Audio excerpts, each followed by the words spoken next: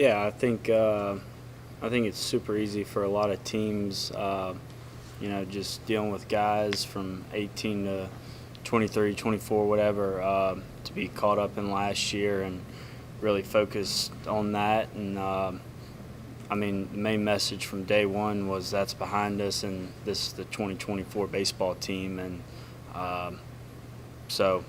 nothing we did last year has anything to do with this year. It's not giving us a 2-game head start or 2-0 in the first inning. So it has nothing to do with that. And this team has a chance to put our name in the books. Does it help that so many of those pieces also moved on from last year? I don't think it would have mattered. All those guys that had the opportunity to move on and did move on, I think they'd be saying the same thing I'm saying. You feel 100% since the World Series injury, and how is that recovering for you? Yes, sir, I do, and it was good. It was a process. I was kind of stunk coming back home. Like in the moment, it wasn't so bad, but when you got home and realized your leg was broken, it wasn't the best.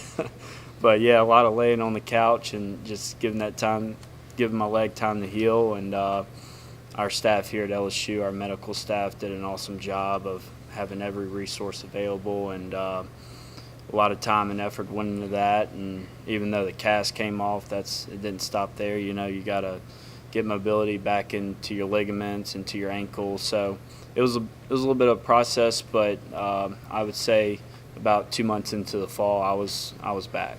So I've been feeling great. Have you seen any differences between working with Coach Yeski compared to working with Coach Wes Johnson last year?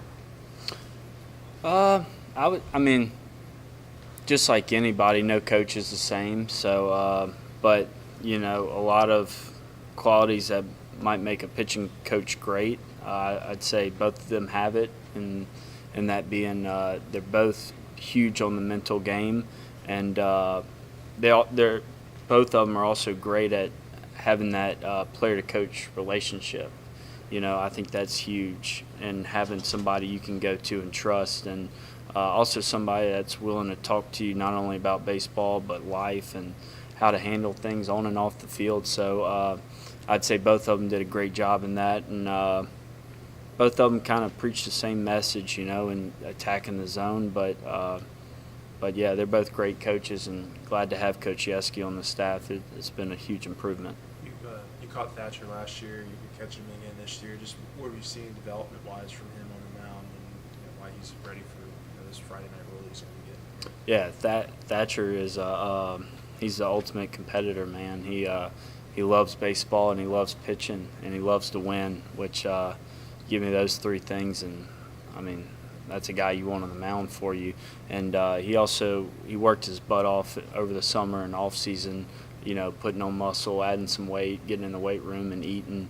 And you could see it on the field. Velo ticked up a notch, but at the end of the day, the thing that makes Thatcher Hurd so great on the mound is his competitiveness. And I know he wants to win, and I think when you got a guy like that on the mound, the whole team can kind of feel it. It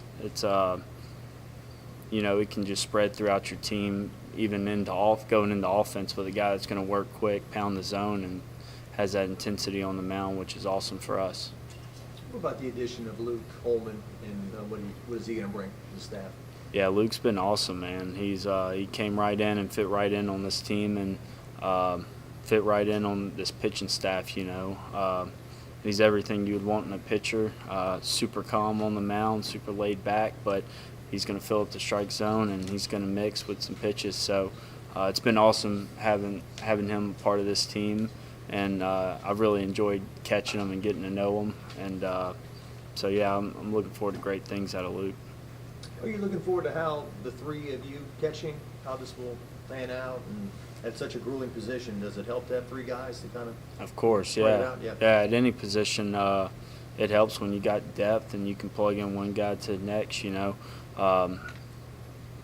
any point in time during the season, you're always one play or one pitch away from an injury. So having that depth, and then also, we can match up guys against certain pitchers and whatnot. So definitely benefits us.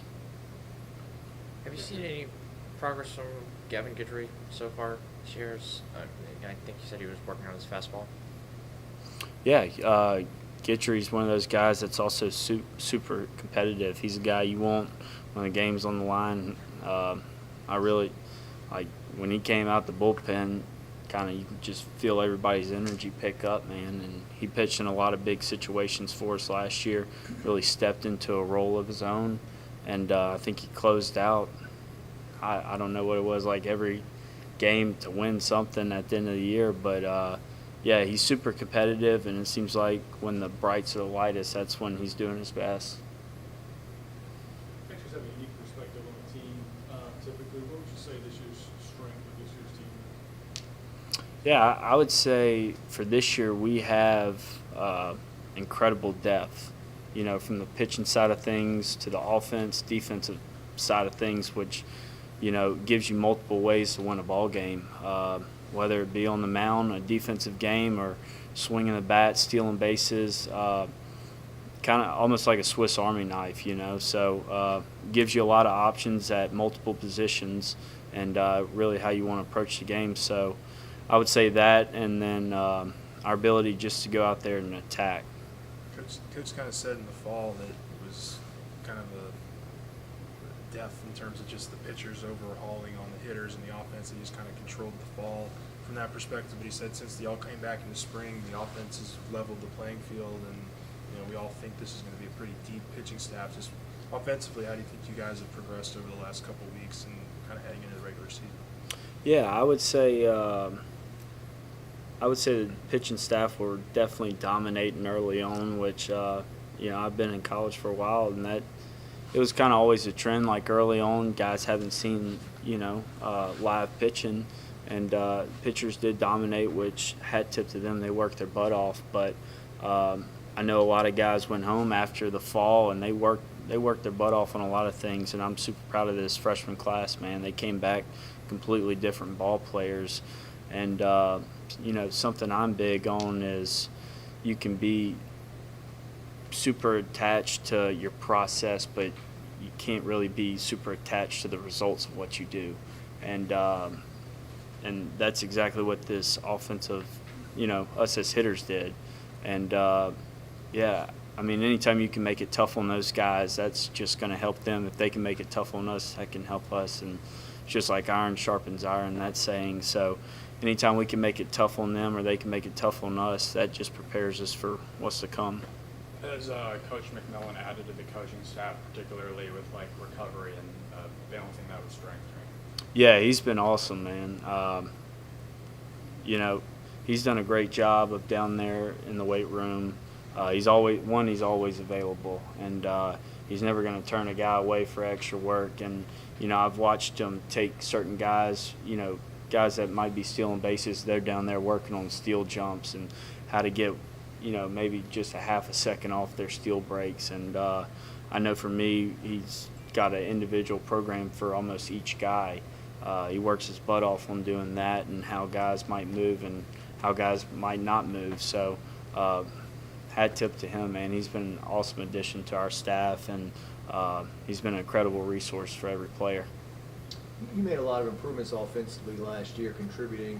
What do you feel like is the next step? Are you looking forward to improving even more at the plate? You can always improve in this game, man. Like, you look at the great hitters, and they're always working on something. They're always trying to find that next edge or that next step to take. And you know, for me, it's whatever my team's asking me to do at the time. You know, whether it's a bunt or what, it doesn't matter to me. But everything's geared towards winning, and if you know, I've been trying to take the next step offensively, you know, just to kind of help win. That's what it's all about here. How much you and Hayden go a lot together? How much do you guys talk about that style of leadership together, kind of sharing the same message or voice to the rest of the guys? Yeah, me and Hayden have we've got a pretty unique relationship. We've been here for 4 or 5 years. We're roommates as freshmen, so I mean, me and him will go out to eat probably once or twice a week, just me and him, and talking it up, and we're here. We don't really have class. We're on online school, so we're here early before everybody else. And there's a lot of downtime with me and him where we're just talking and always talking about areas where we can improve as leaders or players, and then we're always bouncing ideas off of each other. And it's been awesome that he's here, and I know he's enjoyed having me as well. Where, I mean, it's not like a good cop bad cop deal, but it's like you're just feeding off of each other, and it's been great. There's things I've helped him on, things he's helped me on. So it's been awesome to kind of be the older guys, veteran guys here that have been here a while and lead this team together. That smoke recruiting story was pretty good. Yeah, Coach Yeski always messes with me about how it was catching Ben McDonald. Has it been fun doing the podcast? Yeah, we've enjoyed it, man. We talked for a while about, in the past, we've always talked about having a player podcast just with NILs, giving us the opportunity where, we're not trying to run a camera and film a podcast or something, but our media team does a great job with that and editing it and whatnot. We just wanted to kind of give fans an inside look to players on this team, getting to know everybody and kind of talk about some stories that go on that people might not see every day. So we've really enjoyed doing it. Who's a pitcher that we don't see coming? It's going to surprise people. The fact that I'm sitting here having to think about it tells you that there's a good bit of them. Like that, I feel like you can throw all those pitchers in a hat and draw one after another, and they're gonna. I think they're gonna impress a lot of people. Good. Good deal. Thank you, Alex. Thanks. Thank y'all. Thanks, Alex.